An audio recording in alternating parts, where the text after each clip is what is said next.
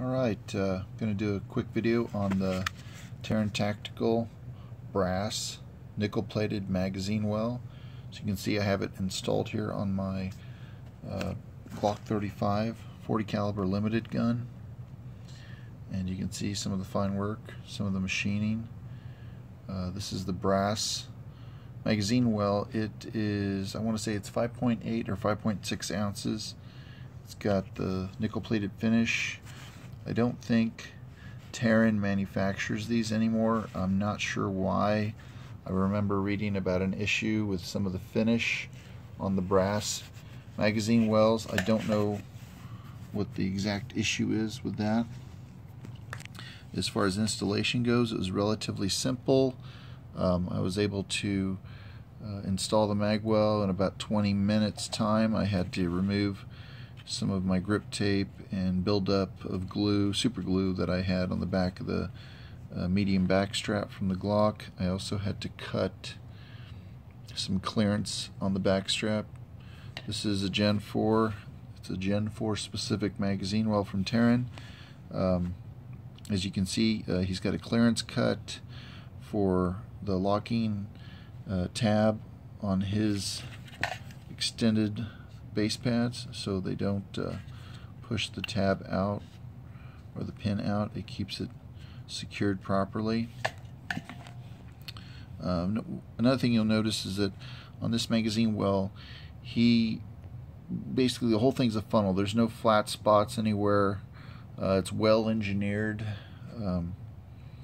Like I said, there was a couple places that had clearance. You can see kind of a rough spot in there on the half moon on the inside of the magazine well. That was not, the angle on the magazine well was not lined up very well on the actual machined magazine well. That little stub piece that goes inside where it would line up with the back of the magazine. So I went ahead and took a file to it and smoothed it down so there's no squared edge there, so the magazine will feed correctly. They won't hang up. There was some places on this magazine well that were kind of sticking out a bit, so I cleaned those up with a file. This gun is well used, probably 10,000 rounds maybe, give or take, so you know, nothing's perfect anymore on it, so I had to make it fit. Not a big deal there. Taran includes a Allen wrench and a kind of a set screw or machine screw that you just thread in there. I put some blue Loctite on there, and it just keeps the magazine well from moving. It doesn't really clamp it down. It's just kind of a locator pin for the rear hole of the Glock grip. As you can see, this gun's got a ton. It's got a lot of use out of it. If you watch my videos, you see all the matches I shoot with it. A lot of the Pro Grip or Grip RX or whichever material there. There's a super glue residue from the grip tape, which I'm going to put some new grip tape on here and get it back to where it was. So this replaces the Dawson Ice magazine well. This was the aluminum with the liner. It's a plastic liner that's replaceable. It's got a little steel sub piece that goes inside the back. It's got the little retaining screw.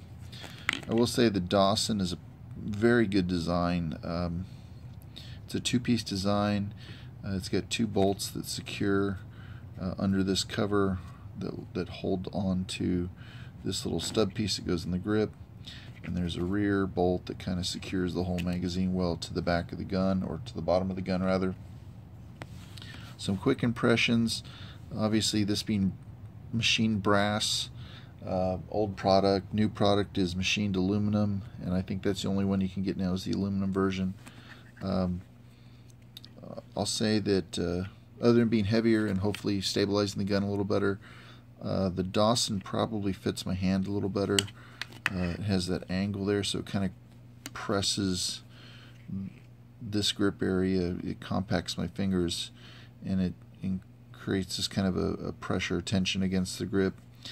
I don't know if that's going to affect my shooting or split times or control the gun. I'd assume that it will have some effect. However, I hope that the weight of this magazine well will help counteract that action. Like I said, the Dawson served me very well. I'm going to try this. I figure if I don't like it, I can always sell it and recoup part of my money. These were $120 and basically sold out everywhere across the country. And I don't think they're replacing these with brass again. So this was kind of the last I could find.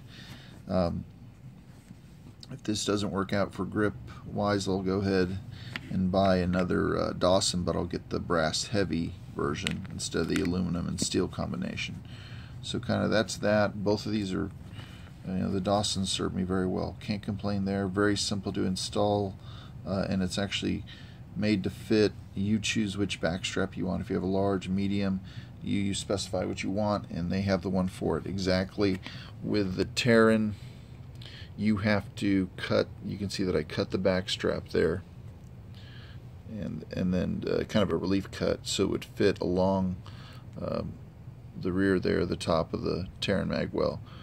I also glued a small strip of super glue on the where the back strap meets the gun grip. I replaced the pin, and I'll go ahead and put some grip tape on it and give it a test.